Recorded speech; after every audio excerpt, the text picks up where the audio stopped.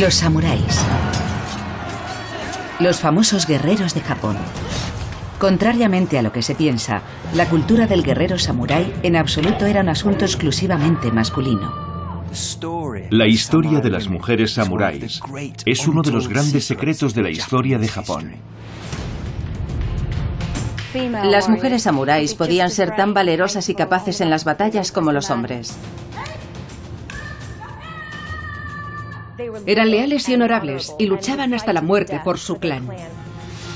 Investigaciones recientes han demostrado que las mujeres desempeñaron un papel crucial en los campos de batalla.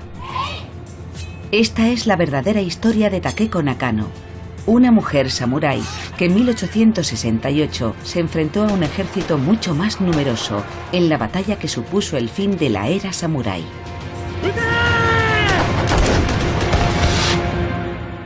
Las reinas guerreras samuráis.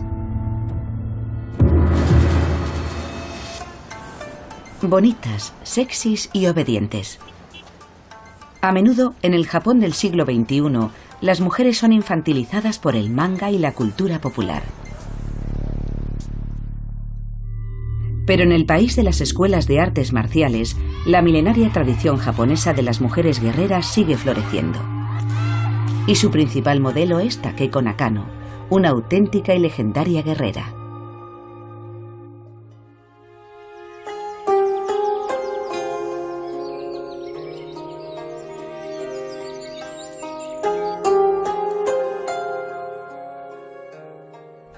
A los 6 años de edad, Takeko no podía imaginar lo que el futuro le tenía reservado.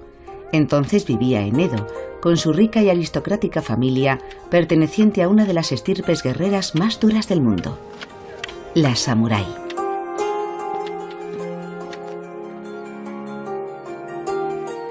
Durante casi 1000 años, los samuráis habían dominado la guerra en Japón, con sus sofisticadas armaduras, sus mortíferas armas y un complejo código de honor. El clan Aizu, al que pertenecía Takeko, se encontraba en la cúspide de la sociedad samurái y estaba directamente emparentado con el líder máximo del país, el shogun. Takeko descubriría enseguida que los privilegios de los samuráis Aizu se ganaban con mucho esfuerzo. Su formación comenzó a una edad muy temprana, estudiando caligrafía y poesía, pero Takeko debía aprender una disciplina más.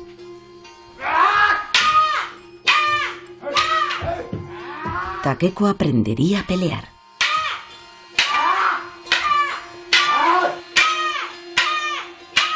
El intensivo entrenamiento en artes marciales iba unido a la educación ética y moral de los samuráis Aizu.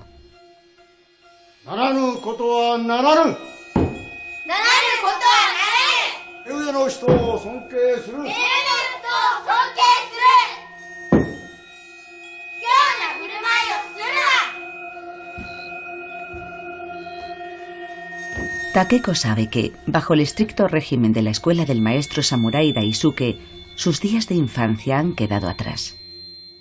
La armadura que hay detrás de mí se hizo para un niño. Es el tipo de armadura que el hijo de una familia samurái rica recibía entre los 7 y los 12 años.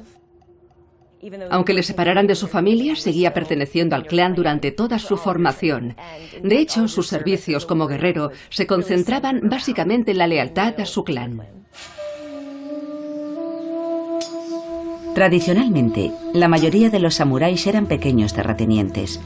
Cuando los hombres partían para luchar por sus señores, las mujeres estaban entrenadas para proteger sus haciendas de los bandidos y de los clanes samuráis enemigos. Takeko era afortunada. Su familia pudo pagarle una buena educación con un célebre instructor de artes marciales, mientras que las hijas de las familias samurái de bajo rango a menudo terminaban sirviendo.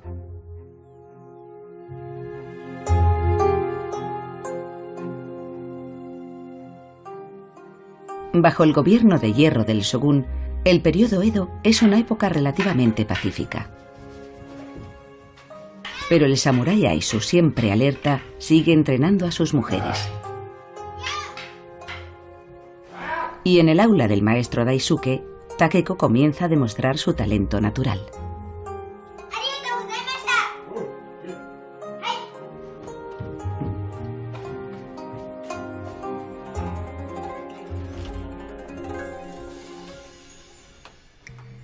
un santuario sintoísta dedicado al dios de las artes marciales.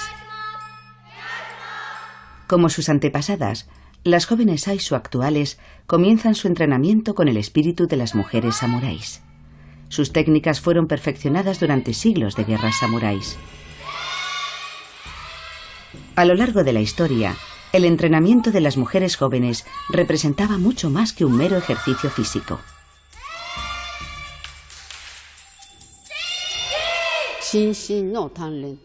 Entrenas tu cuerpo y tu espíritu. Aprendes respeto, consideración y modales.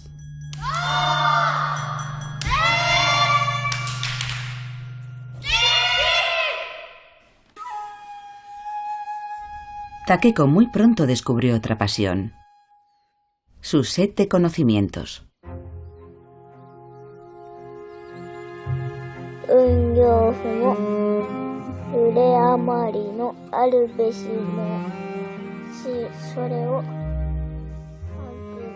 Takeko devoraba las numerosas historias sobre las mujeres guerreras japonesas y sobre las emperatrices.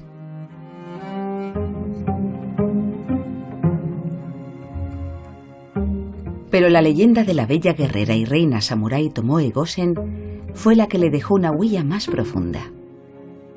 600 años antes de que naciera Takeko, la consumada amazona y guerrera samurái realizó el sacrificio supremo por su amante a principios del siglo XIII. Tomoe Gosen es famosa por su lealtad y bravura al enfrentarse a una situación imposible. Ella y su comandante se enfrentaron a un ejército rival enorme. Su comandante le ordenó que huyera, pero ella se negó. Y en vez de eso, atacó al comandante enemigo y lo decapitó. Así consiguió unos valiosos minutos para que su comandante se preparara para una muerte honorable, ante lo que era una derrota inevitable. El régimen de entrenamiento de Takeko era feroz. Como alumna de élite, tenía que asestar 1000 golpes de espada cada día. Pero el mundo que ella conocía estaba cambiando. En 1853, Edo es una de las ciudades más grandes del mundo, con una población de más de 1 millón de habitantes. Sus calles están llenas de mercaderes vendiendo las últimas novedades. Pero es también un lugar lleno de tribulaciones económicas y de un creciente descontento con el shogun. Fuera del barrio samurái, la mayoría de la población vive en la pobreza y está hambrienta y desesperada.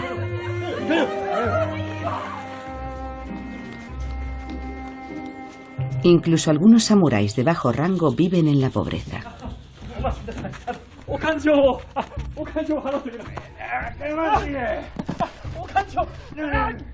A pesar de su escasa riqueza, los samuráis seguían en la cúspide de la sociedad del periodo Edo. Incluso los mercaderes ricos se inclinaban ante el estatus del samurái. Entre los samuráis existía una jerarquía muy estricta. Cualquier ofensa a la madre de Takeko podía suponer la muerte inmediata.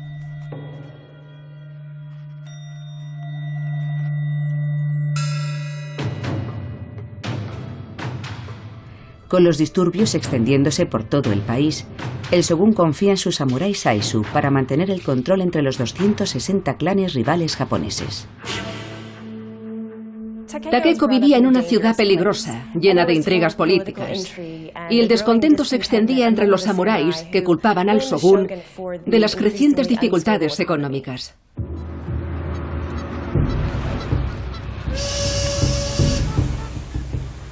Justo en el momento álgido de las tensiones internas, de repente, una escuadra de barcos de guerra estadounidenses, dirigida por el comodoro Matthew Perry, apareció frente a la costa de Edo. Durante los 150 años previos, los diferentes shogun habían aislado aún más a Japón. Los mercaderes estaban prohibidos e incluso se les ejecutaba cuando llegaban. Perry estaba decidido a no marcharse sin un tratado comercial. Pero el shogun posponía una y otra vez las negociaciones con la esperanza de que los americanos se rindieran o simplemente abandonaran Japón.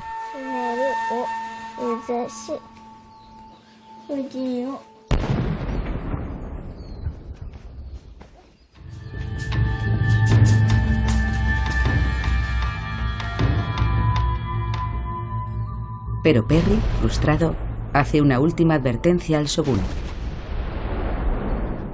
Dispara sus cañones para demostrar su poder. Los cañones del Comodoro Perry eran mucho más sofisticados que los de los japoneses. Su alcance era mucho mayor y tenían mucha más potencia. La presencia continua de Perry en Edo provoca indignación entre los orgullosos samuráis. Sin capacidad alguna de represalia, el shogun firmó el denostado tratado comercial con Estados Unidos. Los samuráis sabían que o cambiaban sus costumbres ancestrales o serían derrotados por las potencias marítimas que rodeaban Japón.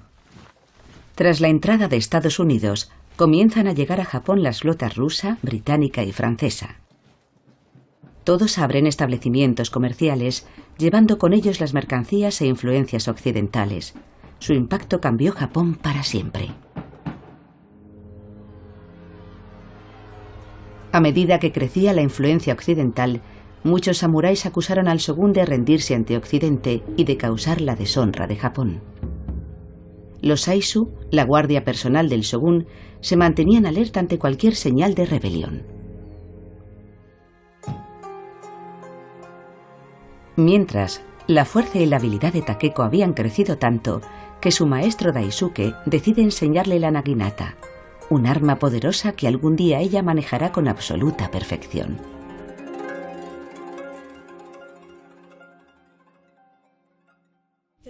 El arma que tradicionalmente se asociaba con las mujeres samuráis en Japón es la naginata. Es un arma muy versátil. Su asta es muy larga y está rematada con una gran hoja curva. Se usaba con movimientos muy amplios para cortar al adversario. En el corazón de la moderna Osaka, aún se enseña la técnica ancestral de la naginata.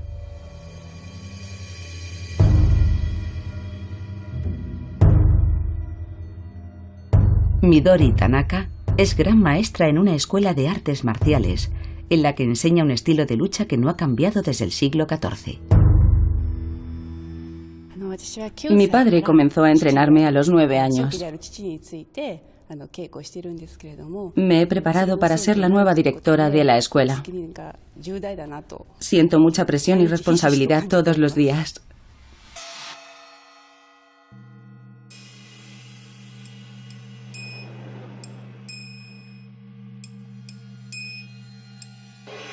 La naginata es perfecta para las mujeres samuráis. Lo más importante es la habilidad y la velocidad. En combate, la naginata es tan mortífera como la famosa espada samurái.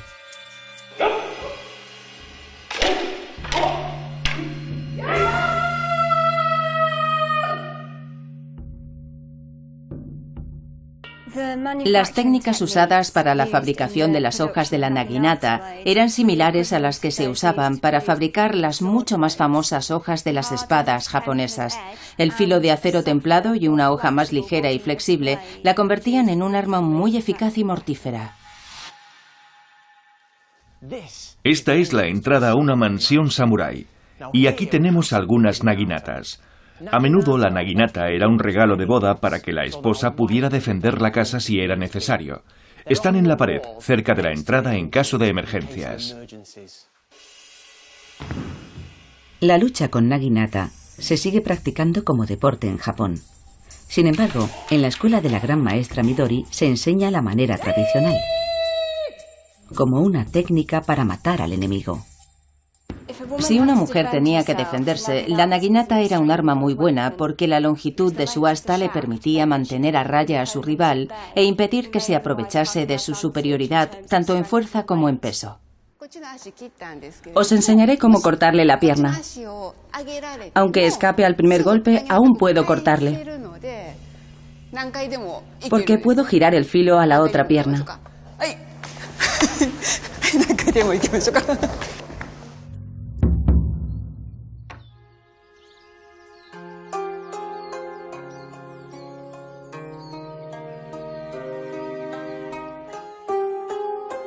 Han pasado 10 años desde que Takeko empezó su educación de samurái. A la edad de 16 años se había convertido en maestra. Una persona educada debía dominar el arte de la escritura y el de la espada. Pero que una niña de 16 años fuera maestra en el uso de la naginata era algo inusual. Pero ella era muy especial. Takeko enseñaba a alumnas más jóvenes como su hermana Yuko, que también asistía a la escuela.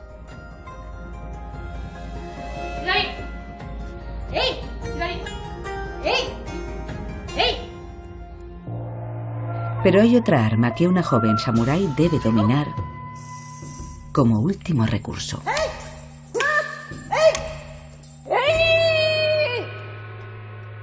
Cuando las hijas de las familias samuráis se hacían adultas, recibían un kaiken o daga.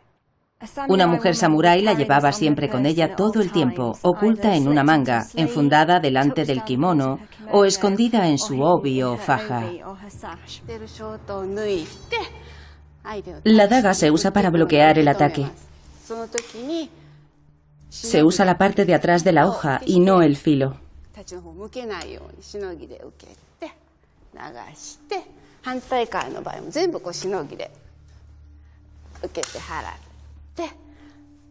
Si bloqueas así, puedes cortarle la garganta a tu enemigo. Toda madre samurái tiene el deber de regalarle una daga personalizada a su hija. Su finalidad última es defender el honor de la familia.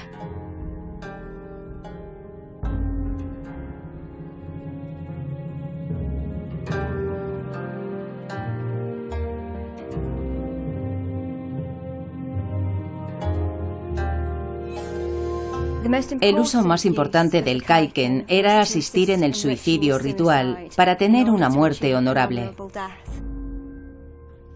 Las mujeres Aisu de alto rango, como Takeko y Yuko, tenían que estar dispuestas a sacrificarse por su señor, por el clan y por su marido.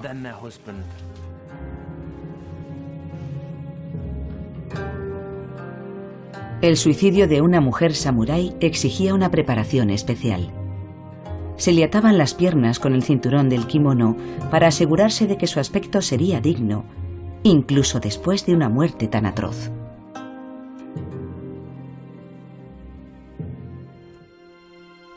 Aparte de prepararlas para el combate, el objetivo de la educación que recibían las jóvenes samuráis era formar novias cultivadas, refinadas y educadas para poder casarlas, y así establecer o fortalecer alianzas con otros clanes o familias.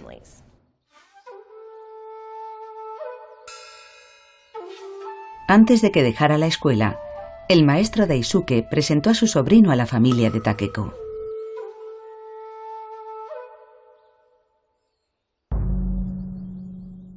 Si Takeko aceptaba ese matrimonio, su vida cambiaría radicalmente. Se convertiría en sirvienta de su marido y tendría que aceptar las antiguas costumbres de los samuráis, una de las cuales era pintarse los dientes de negro, una práctica entonces muy de moda entre las mujeres casadas. Para la joven mujer Aisu, aquel no era el mejor momento para formar una familia. Los disturbios se extendían por todo el país. Si a Takeko no le hubiera interesado la política, habría sido la perfecta esposa objeto. Era guapa, culta y pertenecía a una poderosa familia samurái. De vuelta en la escuela Daisuke, la joven samurái Aisu tiene que enfrentarse a la ira de su contrariado maestro.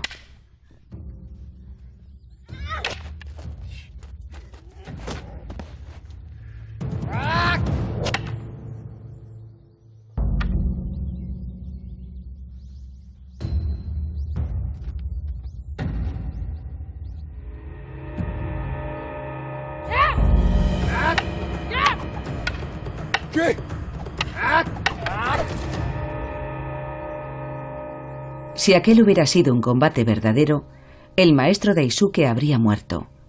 La alumna se había convertido en la maestra.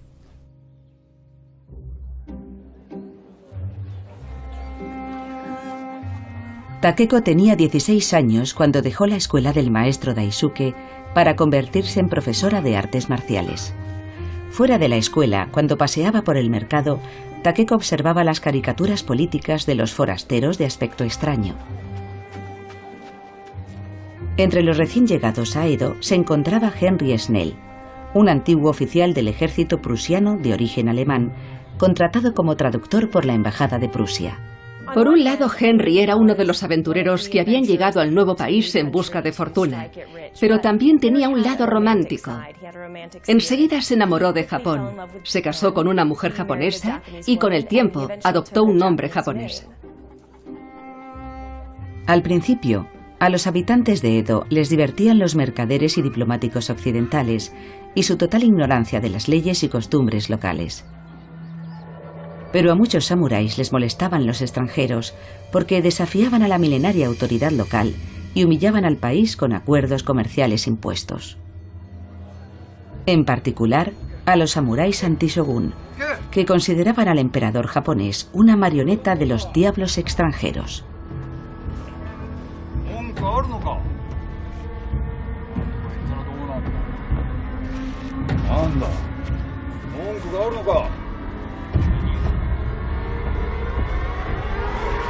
En aquella época, Edo era un lugar muy peligroso para los extranjeros. Muchos samuráis los despreciaban. Les enfurecía que vivieran en la ciudad.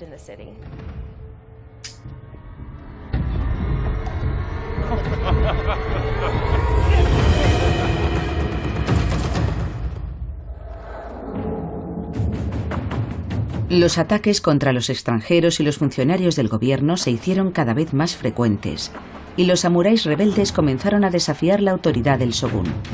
Se manifestaron portando la bandera del emperador, que era un cargo hereditario y sin poder real, que tenía su sede en Kioto. Era un enfrentamiento entre dos fuerzas, los clanes del emperador contra los hombres del shogun. Los samuráis Saizu de Takeko permanecieron leales al shogun y se prepararon para la guerra. Los samuráis Saizu se tomaban muy en serio la educación militar. Ellos construyeron esta enorme academia, una de las más grandes del periodo Edo. Aquí vivían más de 1000 estudiantes y sus 200 profesores. Los orgullosos miembros del clan Aizu se consideraban a sí mismos una élite guerrera y cultivada, casi al mismo nivel que la familia del shogun. Imaginemos este lugar bullendo de actividad. Los samuráis se entrenan con la espada, el arco, montan a caballo y disparan sus armas. Fue aquí donde se forjó su reputación como una de las fuerzas mejor entrenadas de Japón. Los samuráis Saizu construyeron una piscina de 150 metros. Lo hicieron para entrenarse para la guerra en el agua y para aprender a nadar con su armadura de samurái. Uno de los ejercicios que realizaban era llevar una bandeja con sopa, manteniéndola fuera del agua mientras avanzaban. La razón por la que lo hacían no era solo aprender a mantener el mosquete seco, sino también aprender a apuntar y disparar con pulso firme.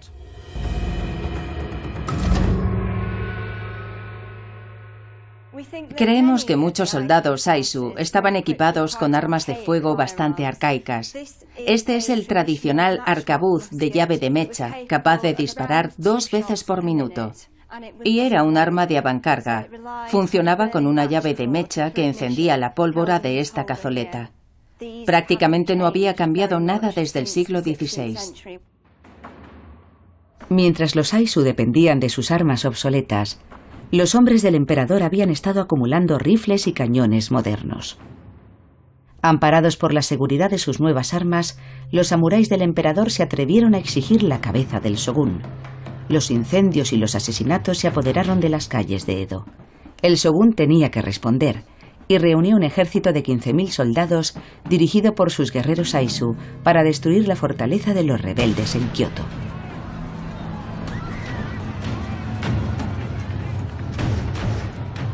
Los hombres del emperador estaban en inferioridad numérica, pero haciendo uso de sus nuevas armas vencieron a los samuráis del shogun.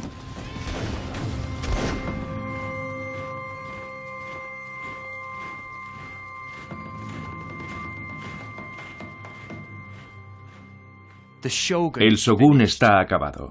Uno tras otro le abandonan todos sus antiguos aliados. Son los Aizu quienes crean una alianza con los clanes del norte para enfrentarse al emperador. Tras la derrota, el Shogun, presa del pánico, huye a Edo en barco. El victorioso ejército del emperador marcha sobre la capital y Edo se rinde rápidamente.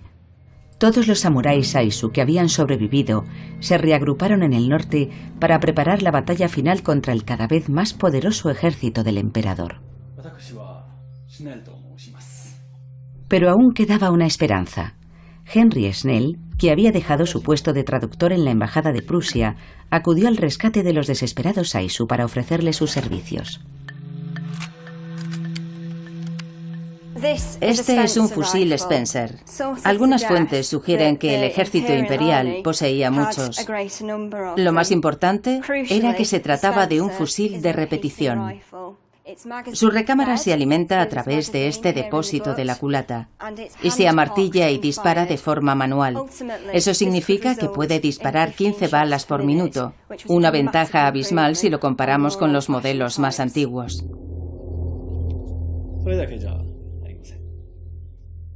Henry tenía un plan para importar los fusiles que tan desesperadamente necesitaban los Aizu. El bando del emperador había sido mucho más rápido a la hora de adquirir armas occidentales. Sin embargo, los Aizu intentaron ponerse a su nivel con la ayuda de Henry a través del cercano puerto de Niigata.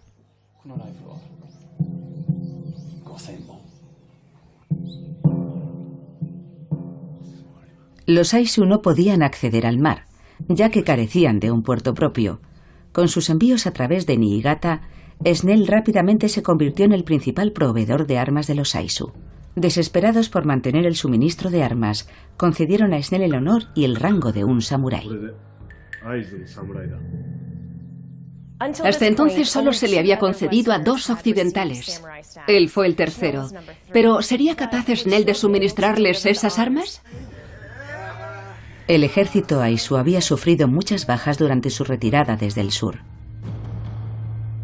El castillo de Wakamatsu se convirtió entonces en el corazón de su defensa.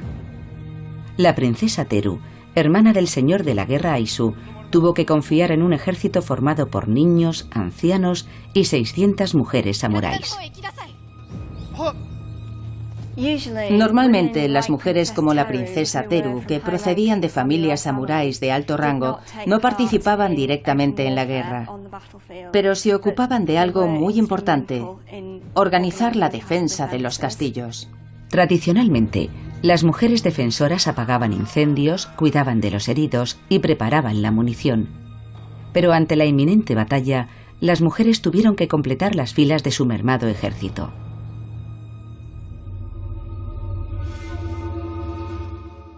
Pero, ¿desempeñaron realmente las mujeres un papel crucial en las grandes batallas? Puede que la respuesta se encuentre aquí, en este humilde bosque.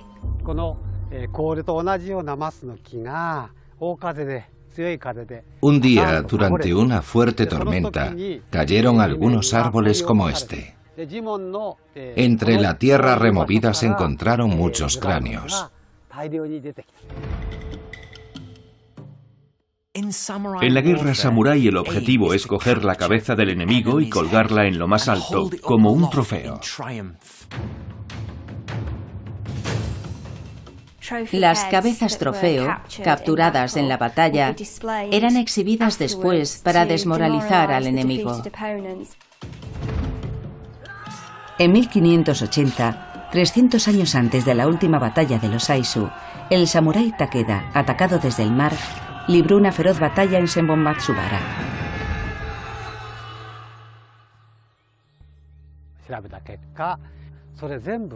Todos los huesos eran de adolescentes o de adultos.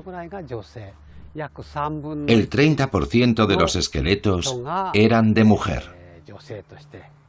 Un tercio del ejército estaba formado por mujeres. En los asedios a castillos es normal encontrar huesos de mujeres y de niños.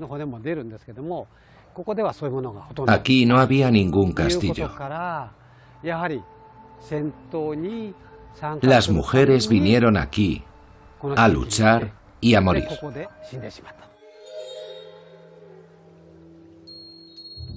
Muy cerca del antiguo campo de batalla, los vecinos enterraron los restos que habían descubierto en una tumba, que aún se considera un lugar prohibido y sagrado. Incluso hoy, los vecinos siguen temiendo al espíritu de los difuntos que perdieron sus vidas aquí hace siglos. Lo siento, pero la comunidad nos ha pedido que no nos acerquemos más.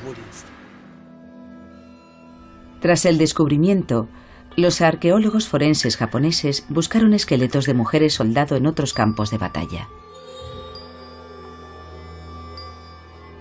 En todos ellos, los resultados fueron los mismos, confirmando que un promedio del 30% de los esqueletos encontrados en los campos de batalla eran de mujeres.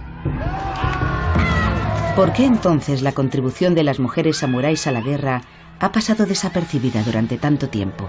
Su participación en las guerras en Japón no se documentó durante mucho tiempo y permaneció casi invisible durante siglos. El honor y la gloria solían estar reservados a los guerreros.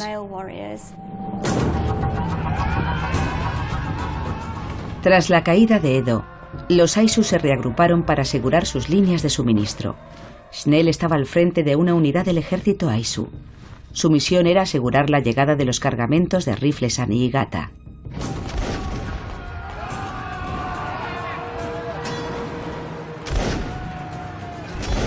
Pero muy pronto los ejércitos del emperador rodean a Snell y no puede mantener Niigata.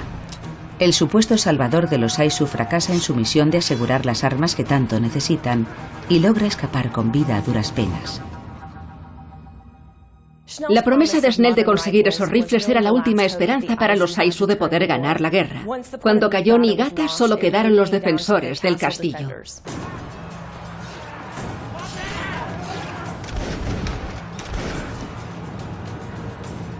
El ejército del emperador avanzó por el interior de la provincia de Aizu en dirección a la capital, Wakamatsu.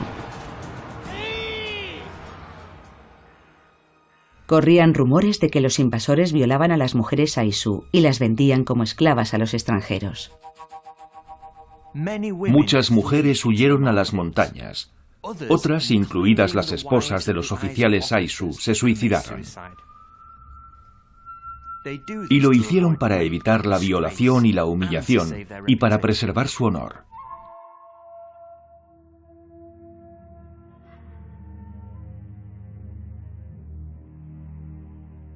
Yuko había seguido a su hermana mayor Takeko hasta Aizu. Estaba desesperada por lo que podría pasar.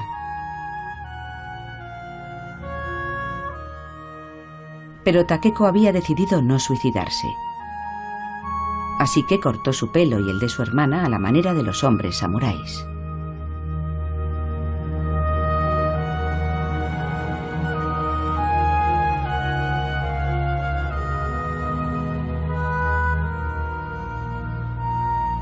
Las dos hermanas lucharían por la supervivencia de su clan.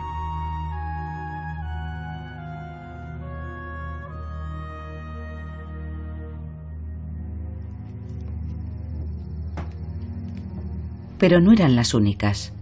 En Wakamatsu, la capital de Aizu, la pericia de Takeko con la naginata atrae a otras mujeres samuráis de la localidad, todas decididas a luchar.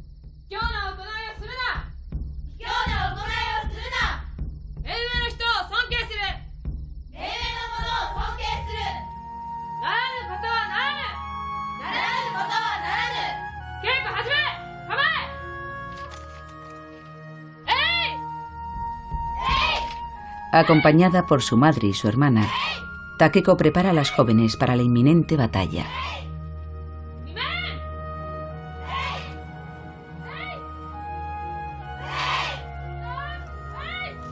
La princesa Teru sabe que las mujeres samuráis de Takeko están dispuestas a sacrificar sus vidas.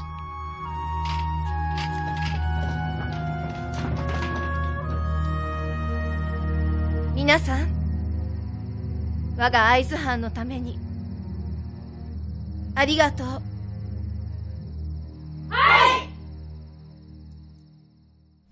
Con el enemigo acercándose, muchas mujeres y sus familias escribieron poemas mortuorios. 2 hermanas de 13 y 16 años escribieron este poema.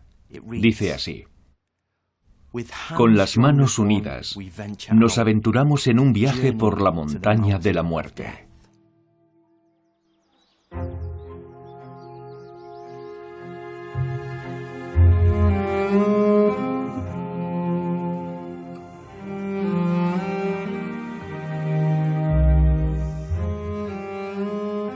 La tradición samurái exigía que Takeko y Yuko escribieran sus poesías mortuorias, dejando un último mensaje en caso de que fueran a morir.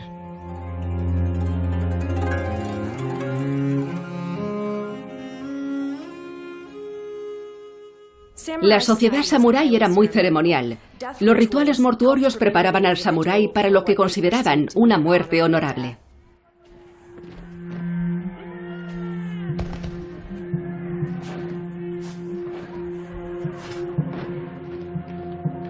El inevitable enfrentamiento abrumaba a la hermana pequeña de Takeko.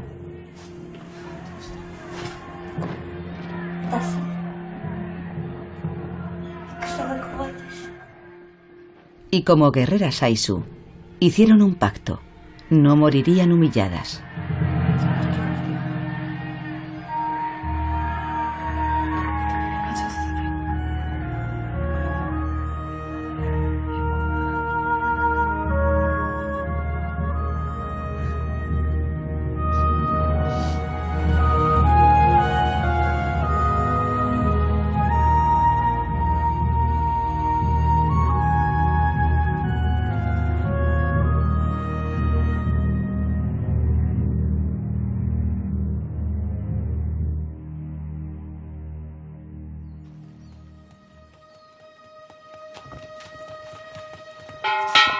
Wakamatsu estaba completamente rodeada por el ejército del emperador. Finalmente la batalla comenzó. 5.000 Aizu mal armados contra una fuerza de asedio formada por 15.000 soldados. El ejército del emperador bloquea todos los accesos al castillo. Es necesario salir y romper ese bloqueo. Y Takeko reúne a sus mujeres para unirse a lo que queda del ejército Aizu.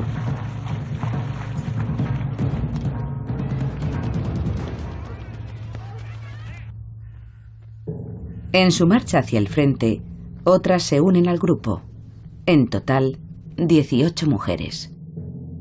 Cuando por fin llegan junto a la avanzadilla Aizu, Takeko se encuentra con una tibia acogida.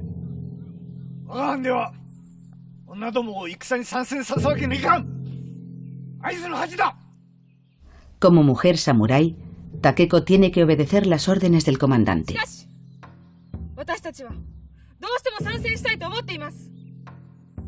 El honor y la gloria estaban reservados a los guerreros, y se hubiera visto como una humillación para los hombres samuráis que la victoria en una batalla pudiera ser atribuida en alguna medida a las mujeres. A Takeko solo le quedaba una opción.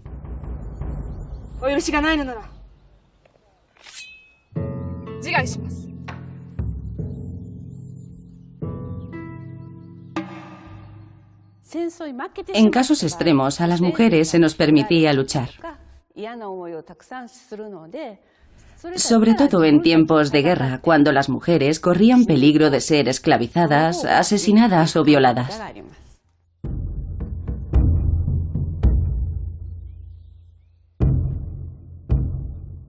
Al día siguiente, las mujeres de Takeko por fin sumaron sus fuerzas a las de los hombres Aizu. Pero el ejército del emperador había cortado el camino de vuelta al castillo. El 10 de octubre de 1868, las mujeres Aizu sabían que iban a enfrentarse a un ejército que tenía armas de fuego. Su plan era atacarles por sorpresa y acercarse lo suficiente para poder usar sus armas blancas contra el enemigo. Mientras el ejército Aizu con las mujeres de Takeko se enfrentaba al enemigo, otras 2 unidades atacarían por los flancos y así atravesarían sus filas y regresarían a salvo al castillo. Las mujeres debían saber con seguridad que aquella era una misión suicida. Tal era la superioridad del enemigo. Aquel sería el momento en el que el entrenamiento intensivo de Takeko como samurái culminaría en un ataque decisivo.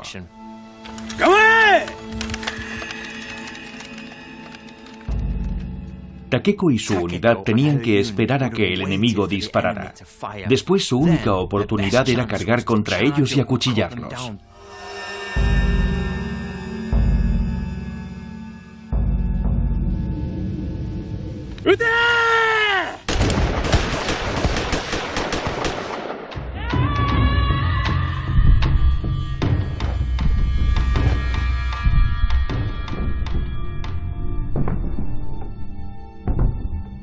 Lo más impresionante del ataque fue que estaban armadas solo con armas blancas tradicionales y se enfrentaban a armas de fuego modernas.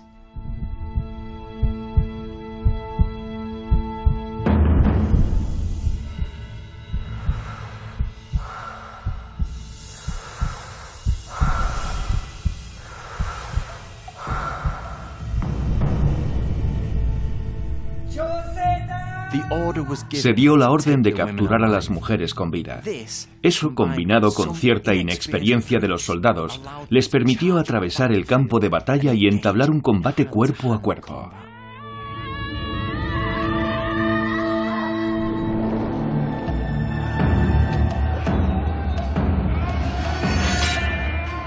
El enemigo se quedó paralizado ante la mortífera furia de las mujeres Aizu.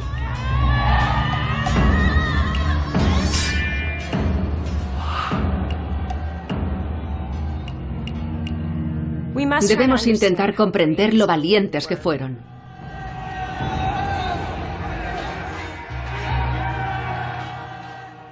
Yuko tenía solo 16 años cuando tuvo que acuchillar hombres en esa batalla.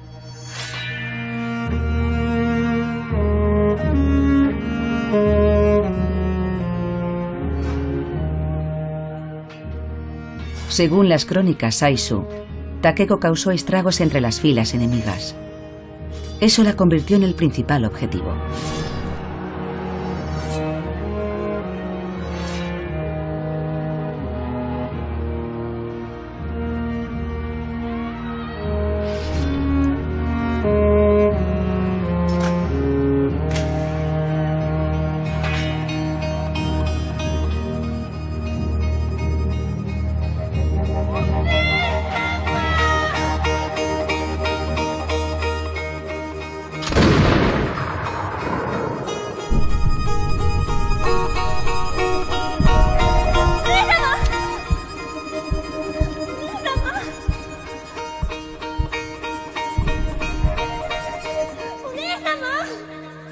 La hermana de Takeko estaba decidida a salvar a su hermana del destino de convertirse en un trofeo.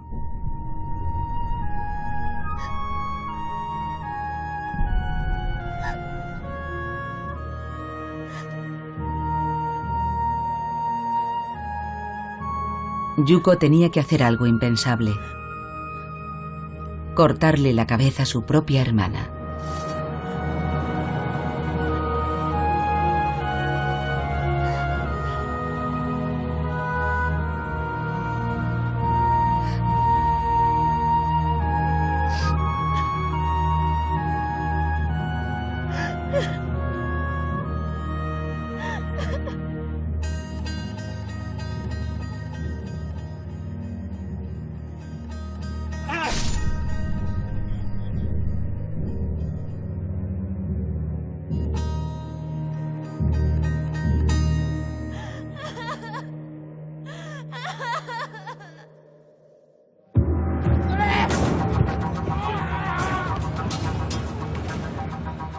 Tras la muerte de Takeko, los supervivientes Aizu consiguieron atravesar las líneas enemigas y refugiarse en la seguridad del castillo de Wakamatsu.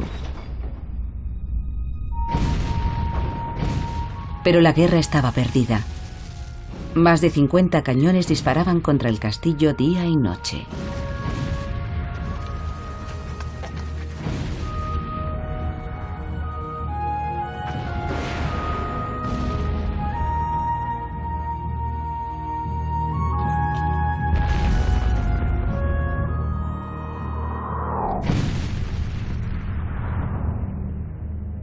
Tras un mes de bombardeos incesantes y agotados los alimentos y las municiones, la princesa Teru decidió rendirse ante los generales del emperador.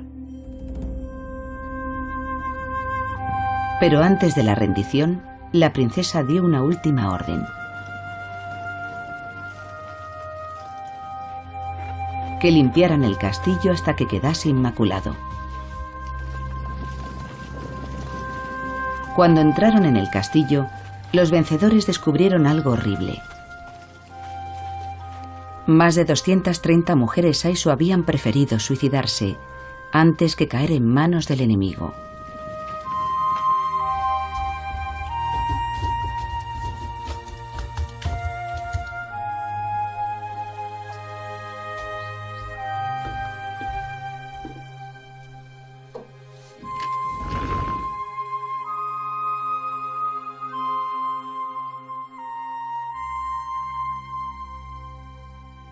El enemigo había dejado huellas de suciedad por todo el castillo. Teru había ordenado limpiar y recoger el castillo antes de entregarlo. Ese fue su mensaje. Les decía: puede que nos hayáis vencido, pero no habéis podido doblegar el espíritu Aizu.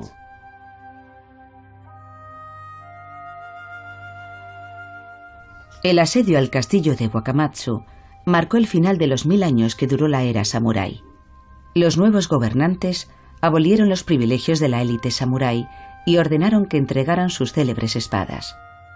El shōgun perdió todo su poder, y los supervivientes Aizu fueron enviados al exilio, a las tierras yermas del norte de Japón. La cultura del clan y su orgullosa historia fueron borradas por los vencedores.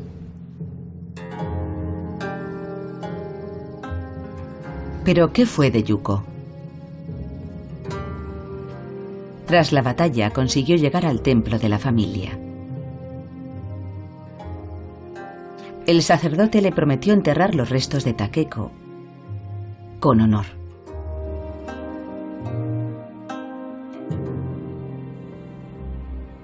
«40 años después de su muerte, Japón había dejado de ser un país aislado y atrasado y se había convertido en una sociedad moderna e industrial.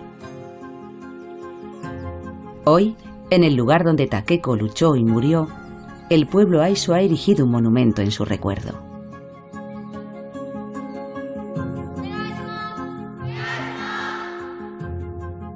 Takeko Nakano es reverenciada por generaciones de mujeres jóvenes Aizu que viven sus vidas de acuerdo al espíritu de sus antepasadas. La última batalla y el poema final de Takeko son el orgullo de Aizu. En Aizu veneramos su memoria. Si hubiera vivido en aquella época, habría luchado por mi clan y por mi familia. Siempre se ha aceptado que la historia de los samuráis era una historia de hombres. Sin embargo, no olvidemos a Takeko y a las mujeres que, como ella, tuvieron un papel clave en la historia de Japón. Su legado, su valentía y su espíritu samurái deberían recordarse siempre. Nunca temas. Vive con honor. La esencia del espíritu samurái. Su verdadera fortaleza está reflejada en su modestia. Como Takeko escribió en su poema mortuorio: entre todos los famosos guerreros, aunque nunca osaría contarme entre ellos, comparto el mismo corazón valeroso.